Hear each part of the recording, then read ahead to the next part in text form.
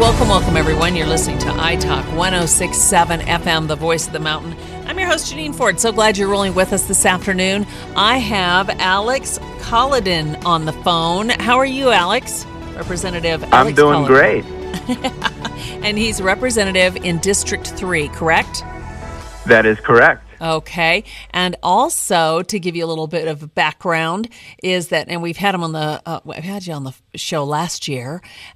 He's also a lawyer. It says a politician, a Republican. And Alex, you've decided to run for what office, and what made you decide to run? Arizona Secretary of State. And the reason that I've decided to run for this office is that the current Secretary of State and I, well, let's just say we've had an adversarial relationship for the past half decade. And by that I mean I've taken him to the Arizona Supreme Court for trying to give an illegal instruction to voters that would have allowed his handpicked people to decide who the voters, quote unquote, intended to vote for, instead of letting the voters make their own decision. And I beat him in the Arizona Supreme Court, actually won the right for every Arizonan to challenge the unlawful act of an elections official. Of course, I took him to federal court right before the 2024 election on an issue very similar to what the DOJ has just recently started litigating against him, which was that my clients asked him for records of his compliance with the National Voter Registration Act that requires the Secretary of State to ensure that his state is making and keeping clean and accurate voter rolls. And he wrote back to my clients that he didn't have any records. And of course, we won on that issue as well. Also worked with our general counsel to create a statewide litigation strategy to take on an unlawful body of law that he tried to make called the Elections Procedures Manual. Actually filed one of those cases myself because he tried to make it a crime to criticize him or any elections official. And we won in front of an all-Democrat president-appointed panel on the Ninth Circuit Court of Appeals. And then in that same manual, he tried to seize the authority to throw out votes from entire counties. And of course, we won on that issue as well.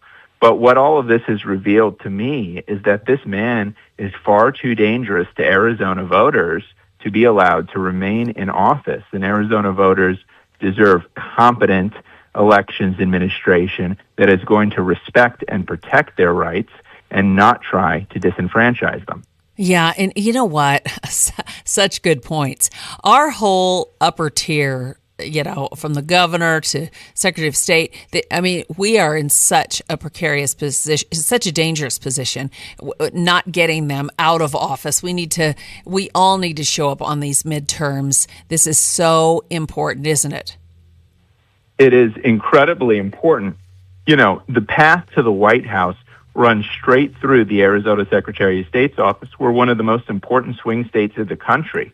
And making sure that our elections are free and fair is of paramount importance, not just to Arizonans, but to the entire nation.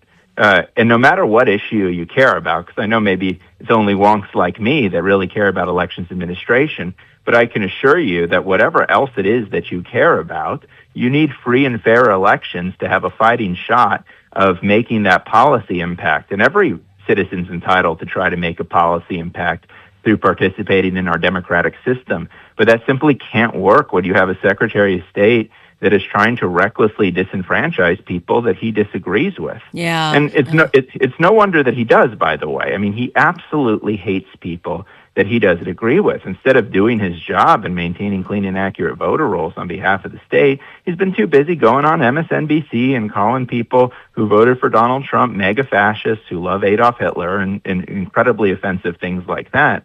This is just not a guy who can be trusted with a fair, neutral, and impartial administration of elections. And also, I love how so many people were, with the whole election integrity thing in our state. There's so many people, conspiracy theorist and just all these things. And they just wouldn't believe it. And then we start to see the real stuff start to trickle out, right?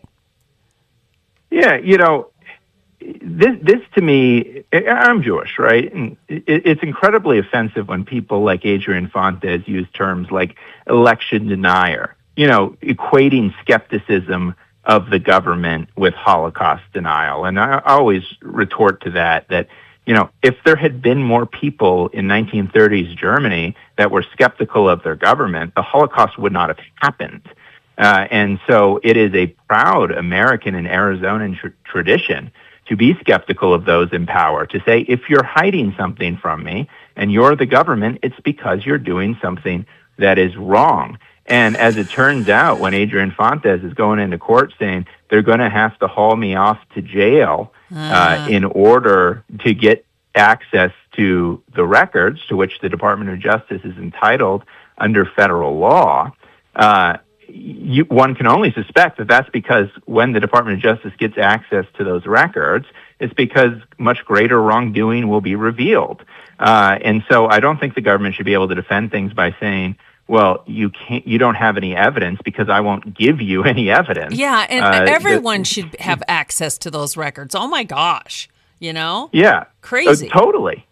Totally. And under a federal FOIA and under state public records law, the members of the public have access to many elections-related records, but the DOJ has access to even more. And the reason for that is that the DOJ is entrusted with enforcing the Federal Civil Rights Act, which is very important to Arizona voters because it's an important form of protection. It protects us against, racially discriminatory practices in voting, religiously discriminatory practices in voting, and it also protects us against what's called vote dilution, which is a violation of the 14th Amendment when you have your vote and your voice being watered down by unlawfully cast votes. And it is shameful to me that Adrian Fontes will not protect Arizona voters or respect our Constitution as he is required by law and his oath to do. Wow. It's just crazy. So with this and this election, and guys, we're going to have our primaries in August and then the election's going to be in November. It is this year that you need to show up. Because you're running for this office, what worries you? What things are being put into place for this election this year? Do you know? Or is it going to be a little scary with him at the helm? Oh, it's very scary with him at the helm. Fortunately, I and some other really good election integrity advocates have been on top of it this cycle. We've identified as the most critical election integrity vulnerability, or at least one of them, that Pima County, alone among all the counties in the state, is excluding independent observers from the early in-person vote centers and quote-unquote ballot replacement site. These are just fancy words that mean polling place, right? They're excluding voters, or excluding independent observers, I should say, from the polls. And the problem with that is that Pima County's got the dirtiest voter rolls in the state. Why? Because Adrian Fontes actually helped set up that county recorder's election office. Adrian Fontes has worked hand in glove with the Pima County recorder in order to fight against attempts to enforce federal laws that require the maintenance of clean and accurate voter rolls. And at those early in-person vote centers, there's election staff that is picked by a radical progressive county recorder sitting there with very few people coming in and out all day because we have election month and not election day. And Pima County is a low turnout county, and they're sitting there with a poll book on the one hand that has the dirtiest voter rolls in the state, and on the other hand, they've got a ballot printer, and right next to that, they've got a ballot box. And I do think that the DOJ lawsuit against Mr. Fontes has a little something to do with that, because we're being proactive this cycle. We've learned, right, you can't run into court after an election and have much hope of success. You have to address problems before they occur. First, and that's also the approach I'm going to bring to the Secretary of State's office. Good.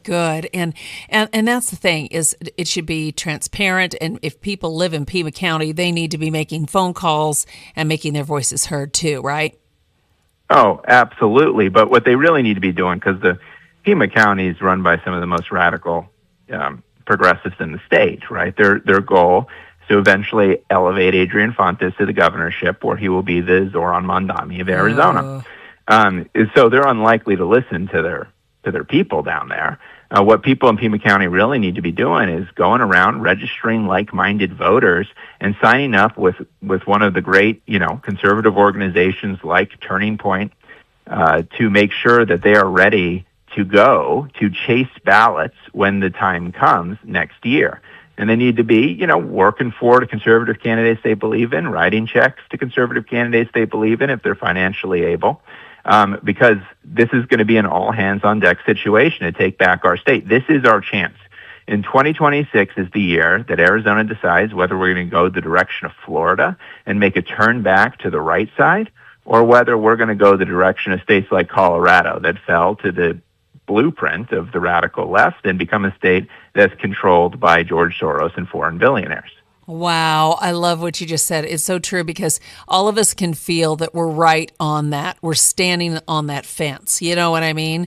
And we could fall in the one way and just be, incinerated by the left, or we could, Arizona, it's really precarious right now.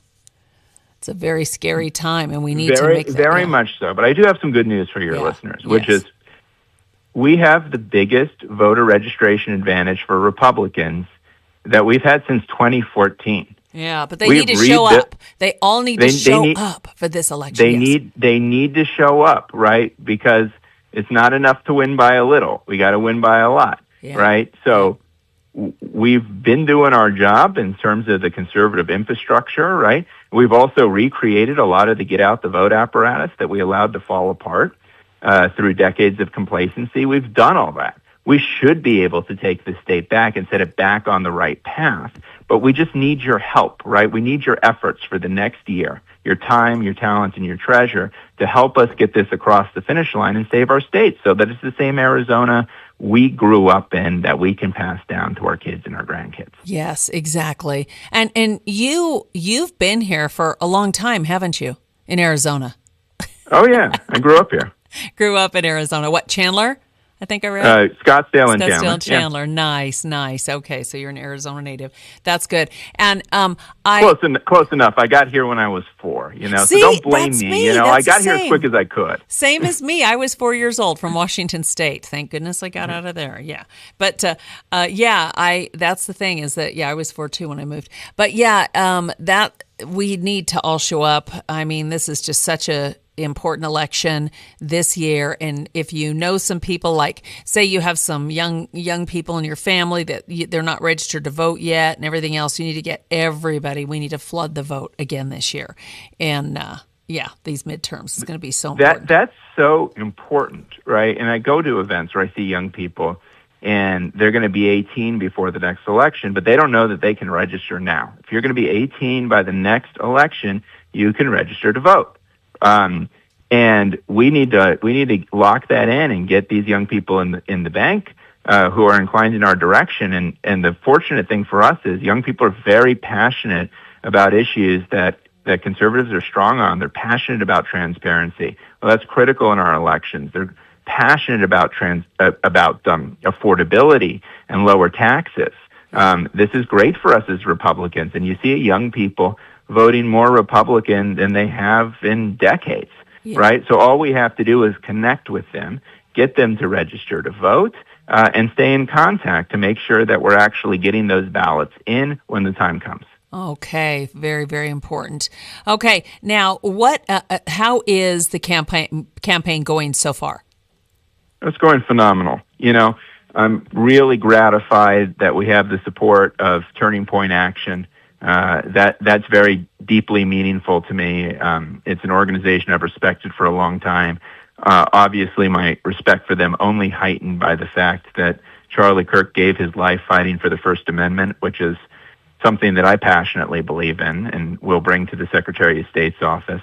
The chatter, because the consultant class did take secret polls and stuff, is that we're running the strongest of any statewide candidate in the general election right now, right?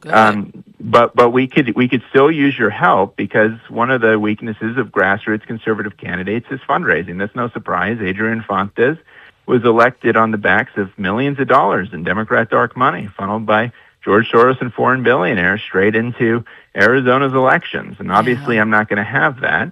And I also have got to get a ton of signatures to get on that ballot because Adrian Fontes, my opponent, is the guy who makes the first pass through those nominating petitions to decide how many of them are valid. So I'm going to need some extras. If your listeners are interested in helping me in either of those two regards, I would humbly ask them to go to www.alexforaz.com, alexforaz.com, Alex for AZ, where they can sign our nominating petition or make a contribution to our campaign if they're so inclined. Okay, so there you go, alexforaz.com. So important. And, that's the other thing, too, is with all of these people running all across the top, and you mentioned about the money, I was reading where a lot of the donations, like Katie Hobbs, I'm just so, it's so crazy that she's even running. She's like, I just think she's so bad. But she also, in the donations, almost all of her donations are flooding in from back east. Nothing really from Arizona at all, and that's the thing that makes me crazy is you're looking at all this money. And then like somebody like Andy Biggs, most of his is from the state of Arizona. You know what I mean? Exactly right. And most of mine as well. And the reason is, I think some on the radical left can't stand the idea of there being prosperous conservative examples of states that don't follow their governance model. And so even though they might live in Massachusetts, the idea of a free and prosperous Arizona, it just keeps them up at night, and they cut those checks. So if we want to save our state from these external influences, then it's incumbent upon us to step up right now, because this is going to be the election that decides the whole ball game. Yeah, and Arizona is seen as, Arizona's in play. Look at this, we're in play. Because you see what happened to Colorado, which years and years ago, I didn't think that happened to Colorado. You know what I mean? But Colorado and New Mexico are pretty darn liberal, for our area here. It's just, that's surprising. I mean, you expect California, Oregon, and Washington, and you expect some on the East Coast, but Arizona, don't let us fall, Don't let us fall. The power is in your hands. So go out there and get to work. Yeah, exactly. Okay. Anything else you want to share with our listeners? Just that I'm going to be up there this that's evening. Right. Nice. Yeah, there's an event this evening that starts, if I recall correctly, about 6 o'clock. Let me look at it because I have that too. Yes. Go ahead. We'll pull that up. Yeah, it's at 1654 South Main Street. And if you want to hear me speak, show up there, and you can sign my nominating petition or make a donation in person if you like what I have to say. So there you go, folks. He's here tonight, so that's super cool. And that's going to be, I'm trying to see, right here. Yes, right here. Here it is. It's a Navajo County Republican sponsored here, and it looks like we have is this it? No, that's the American Patriot. I'm trying to see the exact. Here we go. Tuesday the 13th, 6 to 7:30 p.m. Silver Creek Senior Center, folks. Silver Creek Senior Center is where you're going to be speaking. That's really nice. And that is tonight, 6 p.m. So you guys have just enough time to get over there to the Silver Creek Senior Center, 1658 Main Street in Snowflake. Okay? All right. Alex Kolodin, thank you so much for being with us. You're wonderful. And let's give that website one more time where people can get a hold of you and to help sign your petition. www.alexforaz.com, alexforaz.com. There you go, alexforaz.com. And guys, you have plenty of time right now to jump in your car. It's only a little after 5 to go over to Snowflake and listen to him speak and ask a bunch of questions, right? Absolutely. Okay, alexforaz.com, alexforaz.com. Okay, thank you so much, and thank you for all the hard work you've been doing, and good luck in your race, okay? Thanks for having me on. All right, you have a great evening.